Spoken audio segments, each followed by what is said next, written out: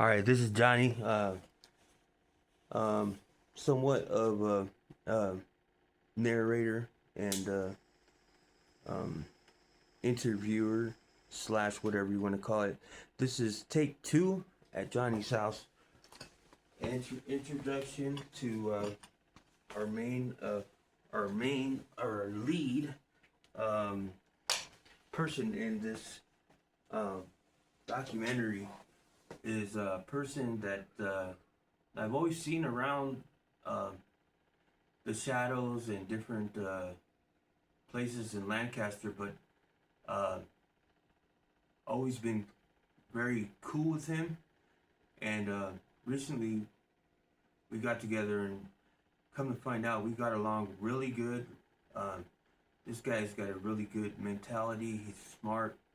And he was at one time a very big drug dealer within the shadows, and he wants to partake in this event to educate today's youth, and he's doing it for that sole reason. He's not doing it because he wants to become a drug dealer again. But so sitting here with me right now is Bopper, and Popper. My bad, Popper. Popper. And Popper is going to just tell us how he feels about, or when he had this thought also in his head, and how he wants to put it out there for you all to view. So, Popper, you go ahead and introduce yourself. Well, I just want to start off by saying that, Actually, you actually lived across the street from me, huh? yeah, He come to find out, he actually lived like on the other street, other side of this street, and in that was like when you're what 14? I was 18. Oh, you're 18. We both actually moved in. You said 2018? Yeah. I moved in there January 2018. 2018. Okay. So we moved in the same year, the same neighborhood. Yeah. So But we never. he knows what it's like to live in a suburban area Mm-hmm. where everything is gravy. You got your neighbors and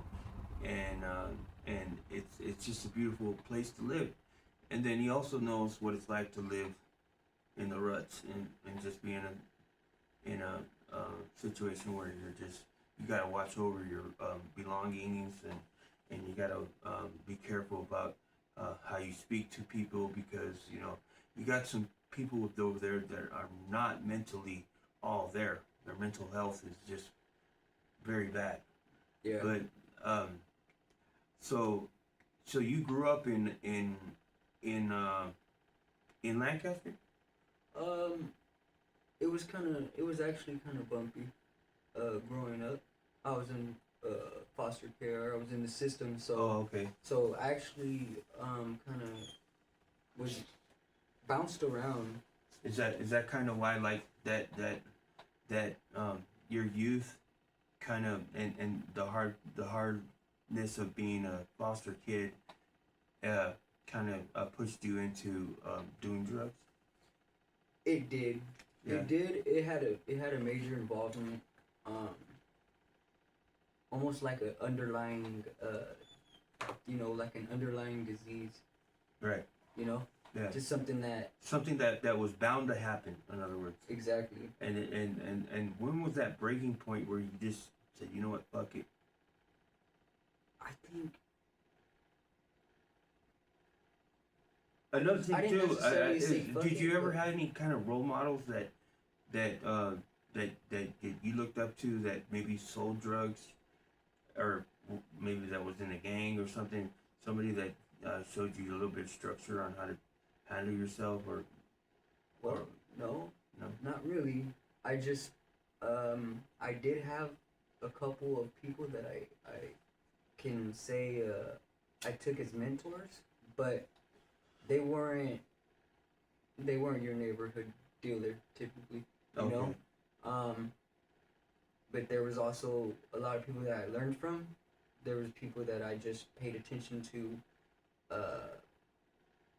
what they were So doing, and that was part of my environment. yeah. So naturally, So you thought of when you were in this environment, did you think like a businessman, or did you think like a homeboy, or like a I little bit of started both? off more on a business tip, but because I was already bounced around different cities, right? I grew up moving throughout different counties actually, from L.A. County, Kern County, to even going as far as Mississippi. Could you say you kind of fell in love with Lancaster? I wouldn't say I fell in love with it, but It's, I couldn't. there's no place like it, huh? Yeah, I couldn't The- put another. the- I couldn't pinpoint another place it's like to find me. right, You know? right. Yeah, like Lancaster and you just coexist, Yes. and it coexists so good that it brings this persona about you that is almost um, you're almost famous in a way. I moved to Lancaster when I was 14. For some reason, there's an aura around you when you just walk.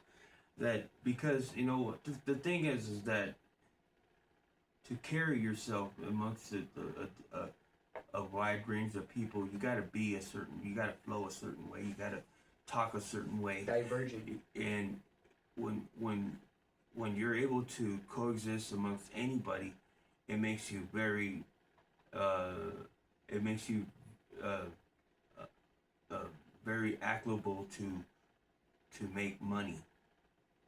You know what I'm saying? To be useful, yeah. Yeah, and so you know the shadows is like has been uh, a place where very well known to get drugs. It's a place where if your main drug dealer is not available, nevertheless, there's always the shadows, right? Yep. And all it takes is a holler at somebody walking around, and usually the people that are walking around are runners, and they're runners, and they usually run for the drug dealers that are in the shadows, Naturally. and you know you can you can't trust everybody.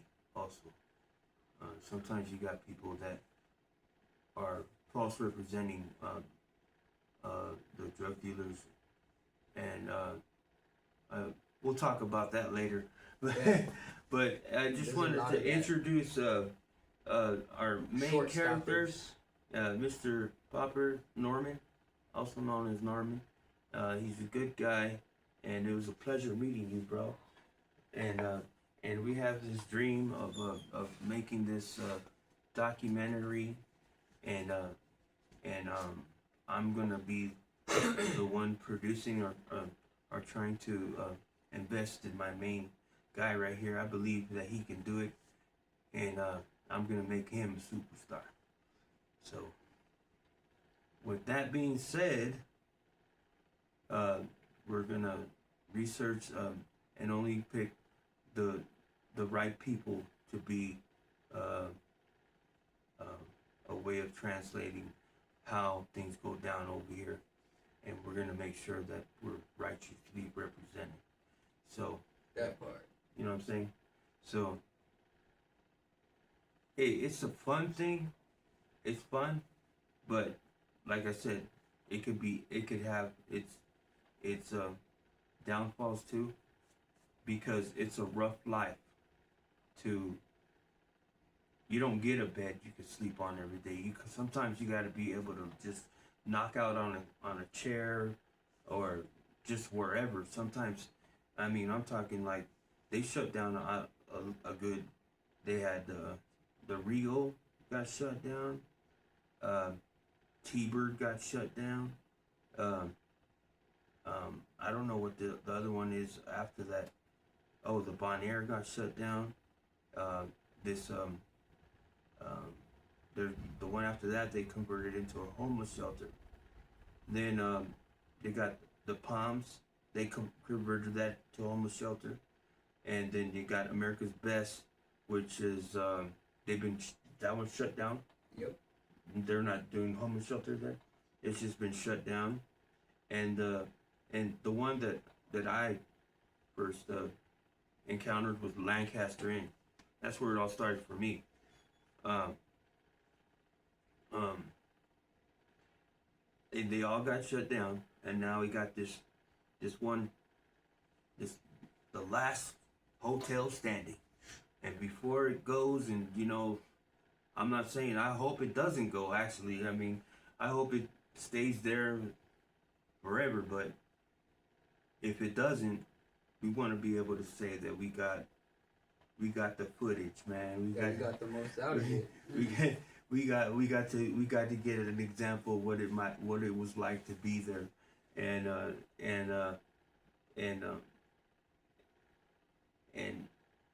and just and show the world, because it deserves to be shown.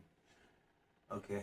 It's not the place that you plan to go, but it's a it place that you saves just lives end up though. at. I'll be honest with you. I mean, it's a lifesaver sometimes, especially during the winter, huh? Yeah. Like, Yep. There's people, put it like this: when people come and you meet somebody, and it's kind of like having a friend over at your house, or right. and It's that a friend group just of never people leaves, that are there for each other too, huh? When people show up, man, I kid you not, the people that are already there amongst us will be like, yeah, they're not going to be leaving anytime soon. Yeah, it could be our first time meeting this person.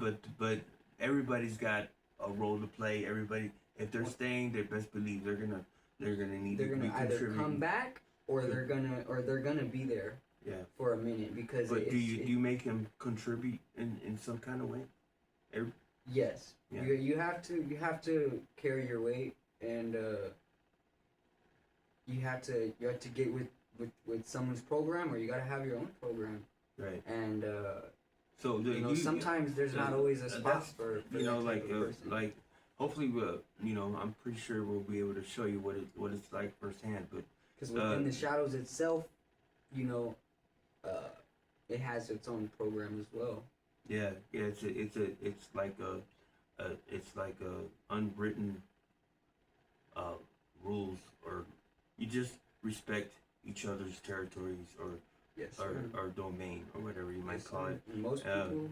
And when you cross the line, there best believe there's consequences that happen, and I don't know if we'll get any of that, but we're gonna go just and film, and when shit pops off, I mean, I'll try to be there to, or at least have a crew there to show you.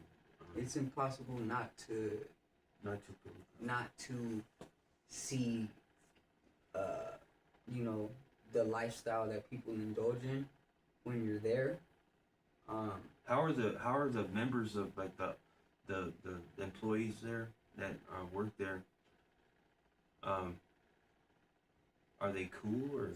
Yeah, they're cool. We fuck with them, and they fuck with us. They know. I think that they understand. They understand, and I think that they've accepted it and have almost. They want to take care of you.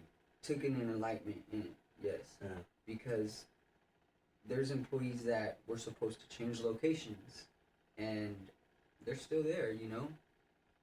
Matter of fact, they live there. Yeah, there's they have a separate. There's a separate living area for them where they house these employees. Yeah, as well. But what I was trying to get at is, certain employees have grown to know you. Yes. And actually, like, befriend you. Yes. And actually give you favor in certain situations that are very helpful. Yes. Right. And I'm pretty sure that they know the bad seeds, as far as the people that are a nuisance, and they kind of can tell the difference between a good or bad they also they indulge. You know, I don't want to get anybody in trouble, but they indulge in the environment and not too much. But they gotta act like they don't, like that, like they're not benefiting, but they are. You know, everybody has skeletons in the closet. It just what are those skeletons and to who? Right. You know, like Anybody could be bought out. You know what I mean? Yeah. You just have to have the right thing for sale. Exactly. You know what I'm saying? Whether it might be pussy, whether it might be fucking drugs, whether it might be uh, um, devices, like, you know, uh, whatever, clothing. I mean, there's so many different things. And they weren't always so keen to even partake in doing any business or anything like that. They usually would try to strictly stay to their jobs. It took a little bit of, I wouldn't say finessing. Yeah, I wouldn't say bribery, but finessing. But it took a little bit of persuasion, finesse, like you said, not manipulation, but just kind of knowing scratching their back. Exactly. You scratch my back, I scratch yours. Yeah, but to show them like respect. Exactly. It started off for that with me. It just showed I wanted to show them I didn't want anything from them. Right. Yeah. Yeah. Right? Like. But if something, just give me a heads up. You know. Yeah. Just let me know if there's a field day. You know, for the sheriff's department. Oh yeah. You know, because they like definitely. To come in and they check the. You know. Yeah. Everybody that's renting the rooms and okay, this guy he's probation or this person's absconding, and so they do. You know, they come there. I mean, I have something to say about that. Like, you know, I've been involved in a couple things. You know, that were you know, people hear about, but with everything all said and done, it's only because of my good demeanor and in helping people and having good credit with people and has kept me safe and alive and now I'm at a point right now where whatever incidents occurred, they're behind us and we're able to move forward now and give these people some type of reward for their life and the things that they go through, because you got to keep in mind that we're all humans and we all make mistakes and we all have feelings and we go through probably just as much as your everyday Joe that doesn't do drugs. Our life is probably 3 to 4, 5 times more harder, and you know, not that doesn't give us an excuse to be who we are. We reap what we sow, and at the end of the day, you know, I respect everyone, whether if it's a drug dealer, whether if it's a guy going to work in the morning to make a living for his family. I respect everyone, and you know, I was married to, you know, to a family that has showed me how to carry myself as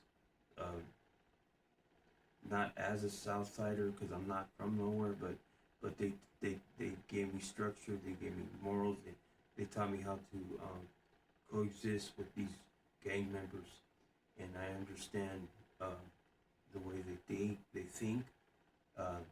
You know, you got to be careful about how you talk and what you say, because you know, when you first meet somebody, they're watching you, they're making sure that you're not, you know, some kind of rat, some somebody for some reason, something. But anyways, I just thought I'd let you know. Now's the time for us to get it out there and show you guys what it's like to be in the Antelope Valley. Yeah, at the Shadows, because And the Shadow Park is almost like it's like, I can explain it this way. You know how it's hard to get out of the Antelope Valley, like even if you try to leave, like something always brings you back. I don't know if you had that experience, but I've had that experience a couple times. There's, you know what? There's love. There's And I've love. learned There's that love.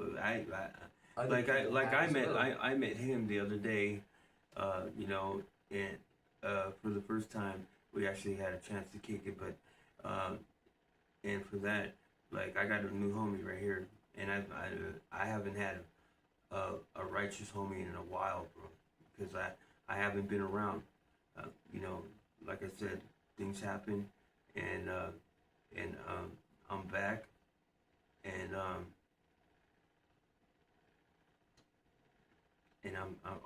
want to catch everything and get and allow you guys to see what I see. It's crazy, but it's fun too. Yeah, it is. I appreciate you for even you know. I told this guy he's gonna be a movie Recognizing star me. after this. I don't know if we find out, but I hope you guys like what you see. And that being said, over and out.